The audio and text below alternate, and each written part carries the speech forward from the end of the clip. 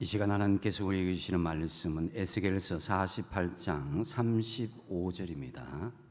제가 가진 구약성경 1230면 에스겔서 48장 35절 한 절 말씀입니다.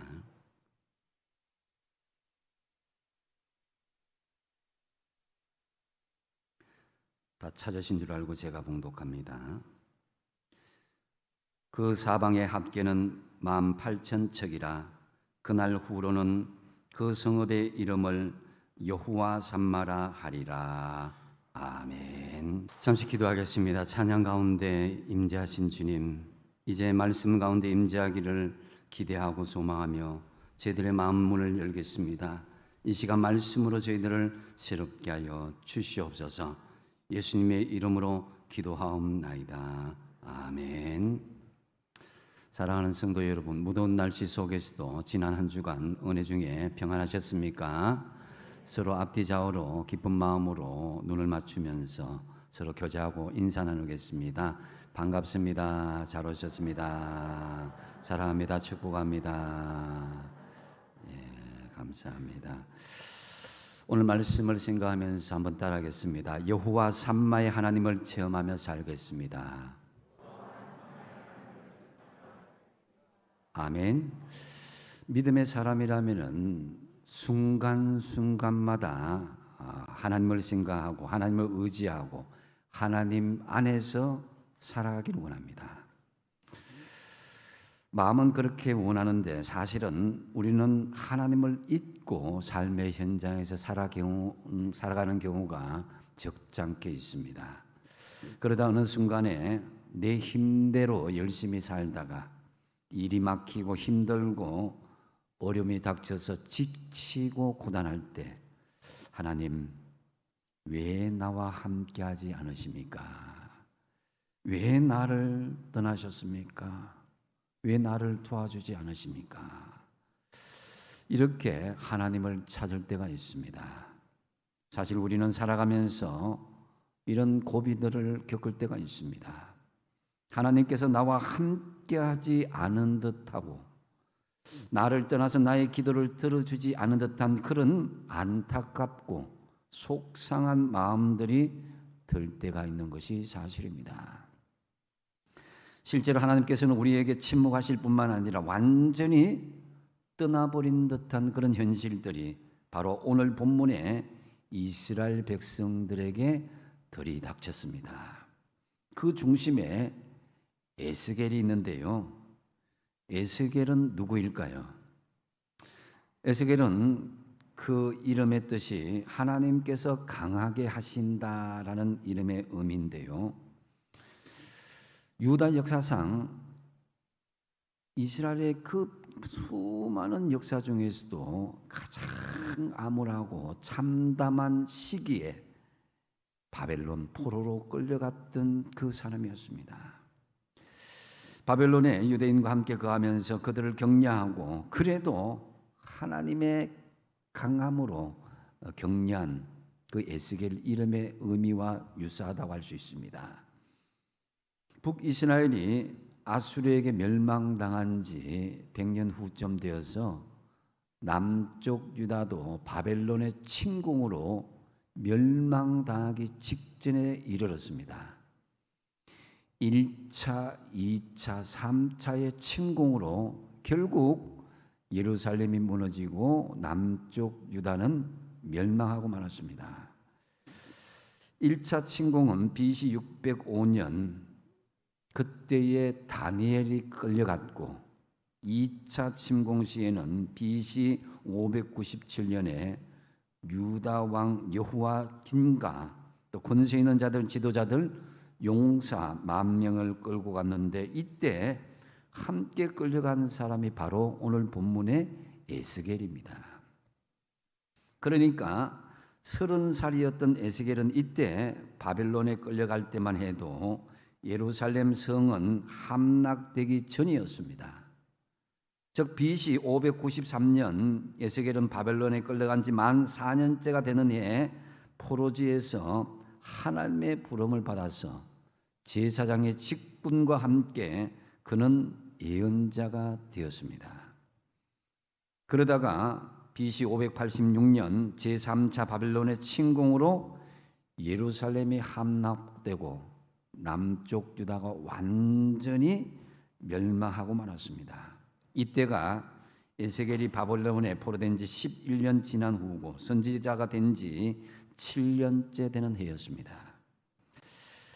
예루살렘이 멸망한 순간 이스라엘 백성들은 너무나 하나님에 대한 그런 시각들이 무너졌습니다. 왜냐? 하나님은 성전에서 만나주시는 하나님이신데 그 성전에서 만나주신 하나님이 성전이 회파되었으니까 이스라엘 백성에게서 하나님이 떠났다라고 생각하니까 그야말로 정신이 떠나가는 멘붕 상태가 되고 말았던 것입니다. 그래서 에스겔은 1장부터 32장까지 보면은 하나님은 거기 계시지 않는다라는 그런 내용을 담고 있고 하나님의 진노와 징계를 담고 있습니다. 1장에서 24장까지는 예루살렘의 심판과 몰락을, 25장부터 32장까지는 이스라엘을 괴롭히던 당시 주변의 이방 나라들 암몬, 모압, 에돔, 블레셋, 두로, 시돈, 애굽 이런 나라들에 대한 심판을 말씀하고, 그리고 마지막 후반 부분 33장부터 48장까지는 이스라엘 백성들에게 희망의 메시지를 전하고 있는데 여호와 하나님이 거기 계신다는 거예요.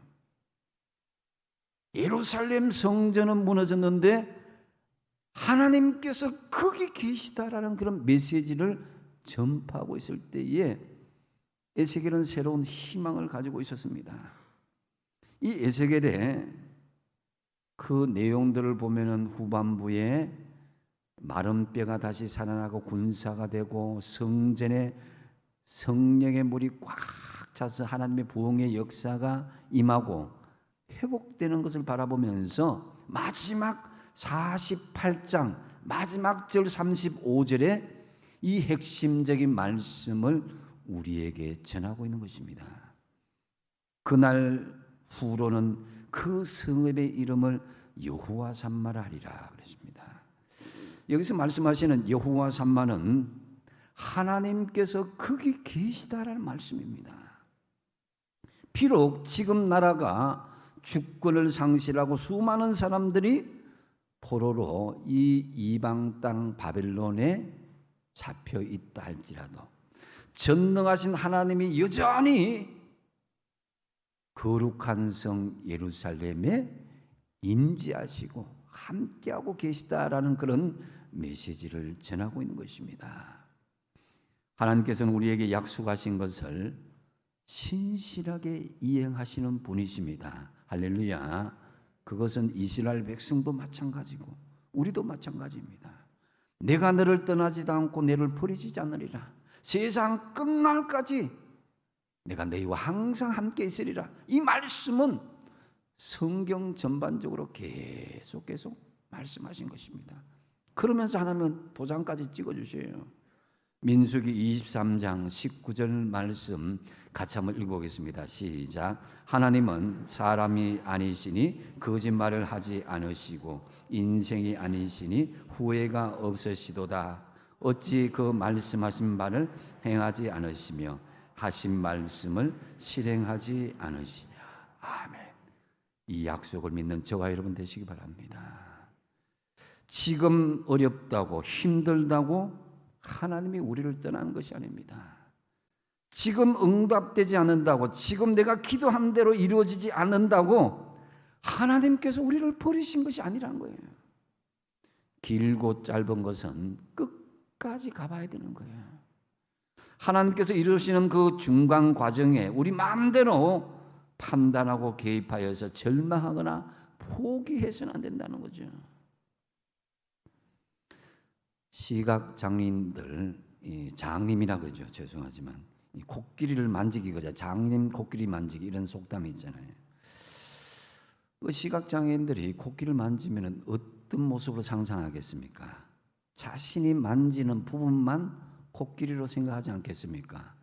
코를 만지면은 뱀 같다. 뭐 귀를 만지면은 부채 같다. 뭐 다리를 만지면 기둥 같다. 배를 만지면 벽 같다. 이렇게 이야기하지 않겠습니까? 전체를 보지 못하고 한 단면만 보기 때문인 것입니다. 마찬가지로 우리의 인생, 우리의 신앙도 한 단면만 바라본다면은 하나님에 대해서 오해할 수 있는 소지가 있다는 거죠. 전체를 보십시오. 내 인생이든지 내 신앙이든지 길고 짧은 것은 아직 모르는 거예요. 그래서 끝까지 지켜보시면서 합력하여 선을 이루시는 주님을 흔들리지 않는 마음으로 믿으시기 바랍니다. 여호와 삼마, 이 말씀은 곧 우리에게 주시는 말씀입니다. 과연 이 말씀이 우리에게 주시는 의미가 무엇이겠습니까? 먼저는 회복하시는 하나님을 우리에게 보여주고 있습니다. 이스라엘 남쪽 유다는 바벨론에게 나라가 멸망당했을 뿐만 아니라 하나님과 만나는 예루살렘 성전이 파괴되고 무너졌습니다. 완전히 폐허가 되고 말았습니다. 그런데 여러분, 이 이스라엘이 이 지경이 된 원인이 누구 때문입니까? 사실은 여러분, 결혼한 사람이 먼저 바람 피운 사람의 배우자를 원망하고 나를 버렸다고 말할 수 있겠습니까? 적반하장도 유분수라 그러잖아요, 그죠? 이스라엘 백성들이 그런 거예요. 오늘날에도 많은 사람들이 이런 생각을 하고 있습니다. 하나님은 한 번도 우리를 떠나거나 버린 적이 없는데 정작 자기들은 욕심과 과욕으로 실패하고 나서 왜 나에게 이런 큰 시험을 주십니까? 하면서 원망하며 볼멘소리를 냅니다. 그런데 솔직히 언제 하나님이 그런 시험을 주시고 언제 하나님이 우리를 실패하도록 했습니까? 모두 자기의 탐욕과 욕심으로 실패하고 넘어지게 된 것이 아닙니까? 문제가 뭡니까? 내가 먼저 하나님을 떠나고 내가 먼저 하나님을 외면하고서 도리어 적반하장격으로 하나님이 떠나셨다고 생각하고 모든 책임을 하나님께 전가하는 것. 여러분, 하나님을 우리를 한 번도 떠나거나 버리신 적이 없습니다.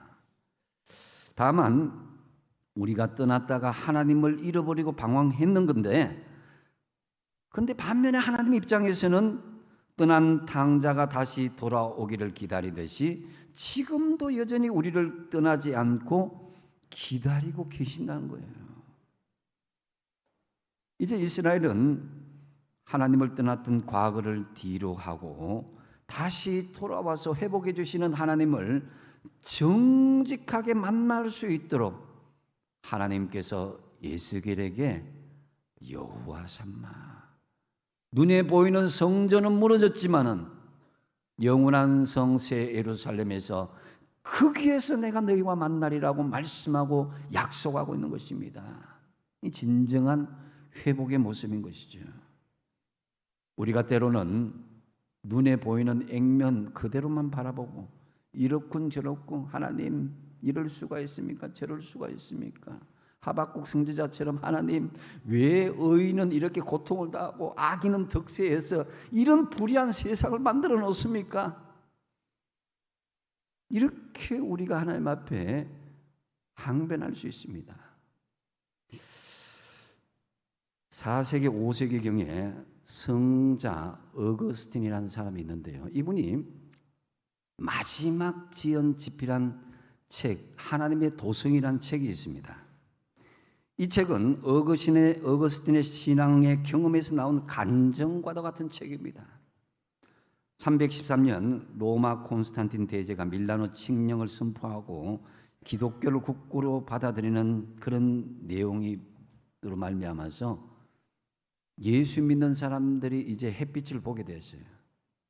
그전에는 로마의 핍박과 압제로 카타콤 무덤 속에 숨어들고 산 속에 숨어들고 또 토굴에 숨어들어서 있다가 햇빛을 보게 된 거죠. 그 313년 이후로 기독교가 세계적으로 급속하게 전파될 수 있었습니다.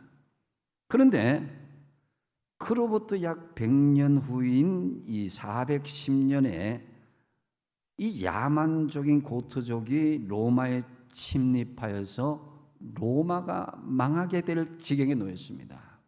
흡사 바벨론이 예루살렘을 침략하여서 유다가 멸망한 것처럼 그런 위기에 처했다 이거예요. 이에 이 어거스틴은 너무나 놀라고 그 상황이 이해가 되지 않았습니다.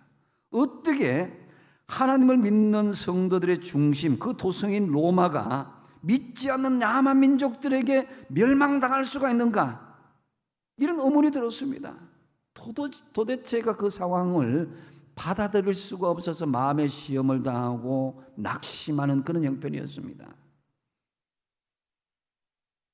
하나님이 계시다면 과연 하나님의 임재하시는 성전이 무너질 수가 있고 하나님의 도성인 거룩한 로마가 무너질 수가 있고 예수 잘 믿는 내가 탈진하고 넘어질 수가 있냐, 이렇게 확대해서 확인할 수가 있는 거예요.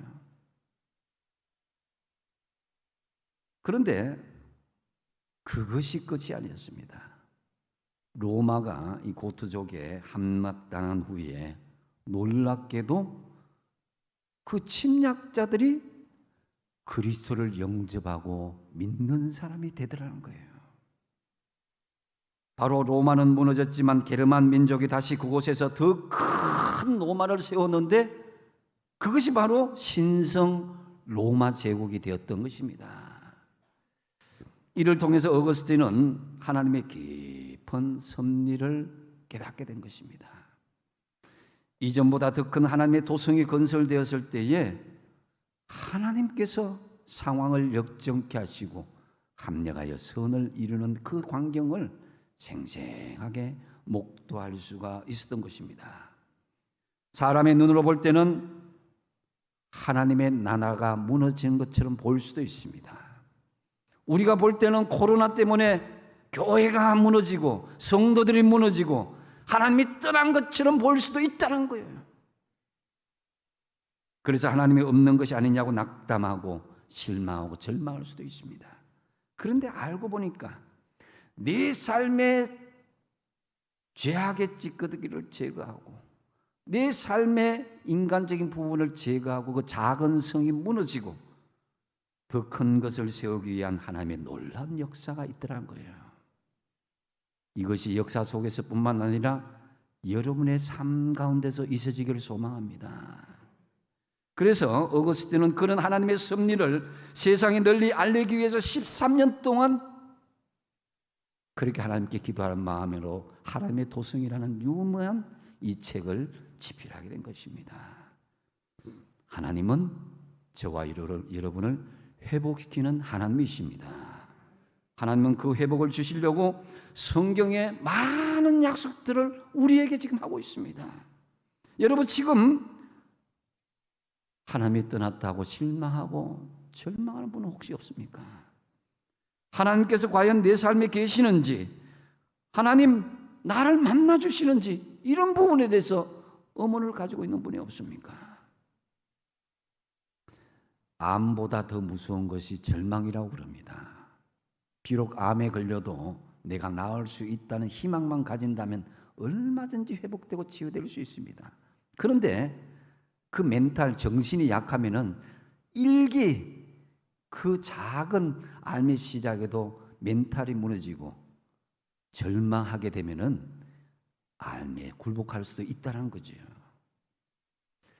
우리들이 여러분 분명히 아셔야 할 것이 있습니다. 하나님은 우리를 한 번도 떠난 적이 없다라는 그런 희망을 가져야 된다는 거예요. 네 스스로 절망하고 하나님 나를 버리셨다고, 하나님 나를 떠나셨다고 그렇게 절망적인 마음을 살다가는 하나님이 이루시는, 역정케 하시는 하나님의 선을 이루시는 그것을 내가 방해하는 요소가 될 수 있다는 거죠. 다시 말씀드리지만 하나님 분명히 우리를 떠나시지 않으시다. 그 이스라엘 백성들에게 하신 말씀만이 아니라 오늘 저와 여러분에게 주신 말씀이기도 하는 것입니다. 이를 믿으시기 바랍니다. 그래서 여호와 삼마, 이 말씀은 결국에는 회복케 하시는 하나님의 확실한 약속의 말씀이다라는 거죠. 더 이상 절망도 원망도 하지 말고 여호와 삼마, 결국에는 회복하시는 하나님을 더욱 믿고 신뢰하는 저와 여러분 되시기 바랍니다. 그리고 또 한 가지는 여호와 삼마는 시간과 공간을 초월하는 하나님 나라인 새 예루살렘을 말씀합니다. 현재의 예루살렘이 있고 영원한 예루살렘이 동시에 교차하는 걸 말하는 거예요. 이 여호와 삼마는 궁극적으로 요한계시록의 새 예루살렘을 가리킵니다. 그래서 여호와 삼마는 궁극적으로 현세적인 성읍은 아닙니다. 에스겔이 환상으로 본 것이고 지금 에스겔의 현실은 이스라엘이 완전히 회파되고 성전이 회파된 그런 형편이었습니다. 그럼에도 불구하고 여호와 삼마, 하나님은 거룩한 예루살렘 성전에 계시다고 말씀하고 있는 그것이 무엇입니까? 그것은 물론 궁극적으로 이루어질 새 예루살렘도 말씀하지만은 네 삶의 현장에도 이미 새 예루살렘의 현장에 있음을 하나님께서 확인시켜 주고자 한 것입니다. 여러분, 하나님 나라를 얼마나 사모하고 있습니까? 지금 당장 하나님 나라에 우리를 부르신다면은 여러분은 얼마나 들어갈 준비가 되었습니까? 만약에 조금이라도 이 땅의 것을 놓지 못하고 집착하는 것이 있다면은 빠른 시일 안에 그 우선순위를, 세상의 우선순위를 뒤로 미루십시오. 하늘나라를 가장 먼저 우선순위를 두십시오. 세상의 어떤 것도 하나님 나라의 것과는 비교할 수가 없습니다. 예수님은 제일 먼저 이 땅에 오셔서 선포하신 말씀이 회개하라, 천국이 가까이 왔다. 하나님 나라가 우리에게 임재해 있다라는 거죠. 그런데 그것을 바라보지 못한 너희들 회개하라는 거예요. 이는 장차 들어갈 영원한 하나님 나라인 새 예루살렘에 들어가길 원한다면 먼저 너희들 마음속에 하나님의 성전을 온전히 만들고 나아가서 우리의 모든 삶의 현장을 하나님 나라로 만드는 예행 연습과도 같이 여러분 그 삶의 자리에서 하나님 나라를 만들라는 것입니다. 그래서 천국은 어느 날 갑자기 우리에게 하늘에서 뚝 떨어지는 것이 아니라 이미 우리 가운데 하나님 나라를 경험하는 사람들에게 자연스럽게 주어지는 것이 하나님 나라예요. 이 영원한 하나님 나라 새 예루살렘은 현재 우리의 하나님 나라의 삶과 연결되어 있다는 거예요. 그것이 시공을 초월한 새 예루살렘이라 할 수 있습니다. 여러분의 지금 삶의 현장은 하나님 나라를 잘 만들고 있습니까? 아니면 하나님 나라가 아닌 지옥 나라가 되고 있습니까? 누가복음 17장에서 바리새인들이 하나님 나라가 어느 때 임하느냐고 예수님께 질문하였을 때에 누가복음 17장 27절에 이렇게 말씀합니다. 또 여기 있다 저기 있다고도 못하리니 하나님 나라는 어디 안에 있다고요? 너희 안에 있다는 거예요. 너희 아는 것은 바로 우리의 심령 속에, 우리의 가정 속에, 우리 삶의 현장 가운데 있어야 되는데 막연하게 영원히 죽을 그 하나님 나라만 사모하는 그것을 회개할 것을 말씀하고 있습니다. 그래서 하나님 나라가 임하는 곳은 내 주장, 내 경험, 내 고집, 내 모든 지식이 주장되는 곳이 아닌 하나님의 통치가 임하는 곳이요, 하나님의 말씀이 이루어지는 그곳이 하나님 나라는 거죠. 하나님은 하나님 말씀이 임하는 곳, 하나님의 법궤가 있는 예루살렘 성전에 계셨습니다. 하지만 예루살렘 성전이 바벨론에 의해서 무너지고 회파되었을 때에 하나님이 어디 계신다는 거예요. 성전에 계신 하나님은 성전이 무너져 버렸는데 어디 계신 거예요? 에스겔서 8장 6절에 보면 에스겔이 이야기합니다. 인자야, 사람아, 이스라엘 족속이 행하는 일을 보느냐? 그들이 여기서 크게 가증한 일을 행한다. 우상을 숭배하고 탐욕과 범죄를 부리는 그 가증한 일을 행하여서 내 성소를 멀리 나를 떠나게 한다. 너희들이 나를 쫓아보내지 않았느냐? 너희들이 마음의 심령의 성전에서, 삶의 성전에서 너희들이 먼저 나를 쫓아보내지 않았냐고 에스겔에게 이야기하고 있는 거예요. 바벨론에 의해서 예루살렘 성전이 무너졌기에 하나님이 떠난 것이 아니라 그들의 죄악으로 말미암아, 그들의 불순종으로 말미암아서, 우상을 섬김으로 말미암아서 하나님께서 도무지 거하지 못할 성전으로 만들어 놨기 때문에 하나님이 떠나실 수밖에 없었다는 거죠. 여러분, 이스라엘 백성들이 잃어버린 것은 눈에 보이는 땅이나 성전이 아니라 하나님이었습니다. 하나님의 통치의 거부, 즉 하나님의 말씀에 불순종하고 우상 숭배가 죄악으로 가득하니 하나님의 성전에 도무지 있을 수가 없게 된 것입니다. 그러니 이스라엘 백성들을 파괴한 것은 바벨론 군대가 아니라 하나님이 거기 계시도록 못하러 하는 우상 숭배와 말씀에 불순종한 죄악이었다는 거죠. 하나님은 언제나 우리와 함께하기를 지금도 원하십니다. 그러나 우리 마음에 하나님이 온전히 모셔드리지 못하고 세상 겉으로 가득 차 있다면, 말씀에 불순종하고 하나님보다 더 사랑하는 우상 숭배로 가득 차 있다면 하나님은 우리와 결코 함께 있을 수가 없게 되는 거죠.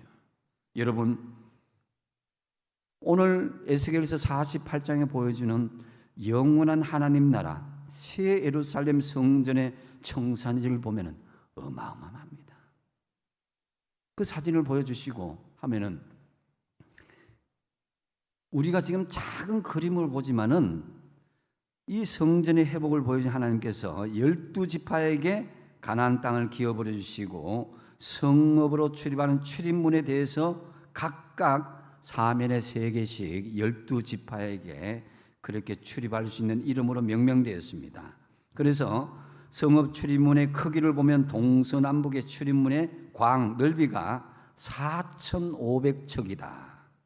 4,500척이라는데 4,500척이 얼마나 크냐면 2.39km, 한 2.4km 정도. 감이 안 가는가 보네. 1000m 2개 하고 400m 더 2,400m. 엄청나죠, 그죠? 그래서 문이 700m 문이 3개. 7m 문도 큰데 700m 문이다. 어마어마합니다. 이렇게 큰 문이 사방으로 열려져 있다.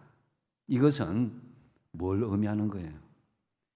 하나님이 늘 우리를 초청하고 있다는 거예요. 열려져 있다는 거예요. 하나님의 공동체는 12지파 누구든지 하나가 되어서 자기의 몸된 그런 성전이 그 안에서 하나가 된다는 것을 상징적으로 또 보여주고 있는 거예요. 그래서 계시록 3장 8절 상반절에 보면은 빌라델비아 교회를 향해서 볼지어다 내가 내 앞에 열린 문을 두어서 내 능히 닫을 자가 없으리라고 그랬습니다. 하나님의 거룩한 성전 새 예루살렘 성전은 그 성도들이 주인이 되고 그 안에 정말 하나님이 과 기쁨, 믿음의 그런 공동체로 온전히 살아가는 그런 진정한 새 예루살렘 모습을 보여주고 있는데요. 참으로 우리 공동체 안에서도 이런 열린 문이 참 열려져. 그래서 울산 호객의 공동체가 하나님 나라 새 예루살렘 성의 모델이 되었으면 좋겠습니다. 할렐루야. 그래서 여러분, 성전이 이렇게 하늘나라 성전이 어떤 한 지파의 소유가 아니라 하나님의 거룩한 성도는 모두가 다 공평하게 교회 공동체로 만들어진다는 것을 볼 수가 있습니다. 에스겔은 바벨론 땅에서 계시를 통해서 영원한 하나님 나라의 회복을 예루살렘 도성을 보았습니다. 그곳에서 여호와 삼마 하나님의 보좌가 장막에 치고 있는 것을 보았습니다. 이를 보고 에스겔은 하나님의 성전이 온전히 회복되고 하나님께서 그 성전에서 계시고 임재하신 것을 생생하게 체험했습니다. 그런데 여러분, 이것은 에스겔에게 말씀하신 그것은 먼 장래의 일만이 아닙니다. 그것은 바로 마지막 시대에 하나님의 참 백성들이 온전히 하나님의 성품으로 변화될 때에 그 심령 속에, 우리의 삶 속에, 그리고 우리 교회 공동체 속에, 여러분 가정 속에 하나님께서 임재하시는 성전이 되면 성취될 수 있는 일이기도 합니다. 하나님은 지금도 우리에게 하나님의 성전 새 예루살렘이 온전히 회복하기를 기대하면서 고린도후서 6장 16절을 통해서 바울을 통해서 이렇게 말씀합니다. 같이 한번 읽어보겠습니다. 시작. 하나님의 성전과 우상이 어찌 일치가 되리요? 우리는 살아계신 하나님의 성전이라. 이와 같이 하나님께서 이르시되 내가 그들 가운데 거하며 두루 행하여 나는 그들의 하나님이 되고 그들은 나의 백성이 되리라. 아멘. 이 여호와 삼마는 미래에 있을 것만이 아니라 현재 우리 마음속에 하나님의 임재를 가지고 항상 주님과 동행하는 삶을 산다면 여호와 삼마가 될 수 있다. 하나님이 거기 계시는 현장이 될 수 있다는 거죠. 여러분의 가정과 일터와 우리 교회 공동체도 마찬가지입니다. 참으로 시공을 초월하여서 현재 하나님 나라를 경험하면서 동시에 장차 새 예루살렘의 천국 백성으로 입성하시는 저와 여러분 다 되시기 바랍니다. 말씀을 정리합니다. 우리가 인생을 살다 보면은 아무도 나를 도와줄 수 없는 그럴 때가 있습니다.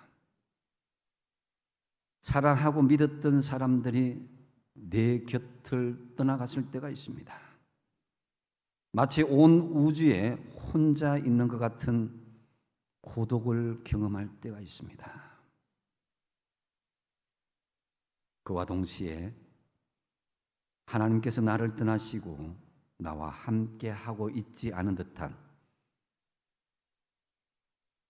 야곱이 베델에서 하나님을 만나기 전에 그 심정으로 깜깜한 그 마음으로 고독을 경험할 때가 있습니다. 여기서 우리는 분명히 알아야 할 것은 하나님이 먼저 우리를 떠나고 우리를 고독하게 하신 것이 아니라 내가 하나님께 불순종하고 세상을 향했다는 것입니다. 하나님은 한 번도 우리를 떠나신 적도 버리신 적도 없습니다. 지금도 일방적으로 우리를 기다리고 또 기다리고 계십니다. 하나님은 지금 우리와 함께 하십니다. 이것이 바로 여호와 삼마의 은혜입니다. 임마누엘 하시는 하나님, 여호와 삼마의 하나님이 지금 여러분 가운데 있는데 뭘 원망하고 하나님이 없다고 할 수 있겠습니까? 그날 후로는 그 성읍의 이름을 여호와 삼마라 하리라. 이제 여호와 삼마 이전과 이후로 우리의 믿음이 바뀌어야 됩니다. 하나님이 거기 계시지 않을 때와 거기 계실 때와의 삶은 달라야 되는 것입니다.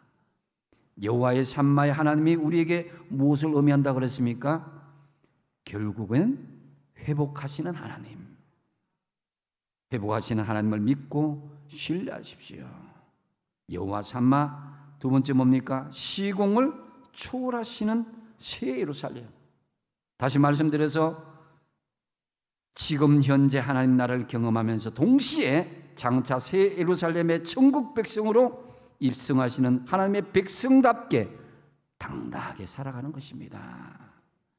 여호와 삼마, 거기 그 성읍 새 예루살렘에 거하시는 하나님을 믿음으로 기대하면서 소망하면서 동시에 내 심령에, 여러분의 가정에, 공동체에 모든 삶의 현장에 생생하게 임재하시는 하나님을 체험하며 살아가시는 저와 여러분 다 되시기 바랍니다. 기도하겠습니다. 아버지 하나님, 하나님이 계시지 않은 것 같고 아무도 도와줄 수 없는 우주 속에 혼자 있는 것 같은 큰 고독을 경험할 때 나 혼자 절망하고 눈물 흘리고 하나님을 떠난 것처럼 살아간 우리의 못난 모습을 용서하여 주시옵소서. 여호와 삼마 거기 계시는 하나님, 결국에는 회복하시고 시공을 초월하여서 하나님의 성전에 임재하시는 여호와 삼마의 하나님을 지금도 또한 미래에 오실 그 새 예루살렘에도 우리가 체험하며 살아가는 우리 모두가 되게 하여 주시옵소서. 예수님의 이름으로 기도하옵나이다. 아멘.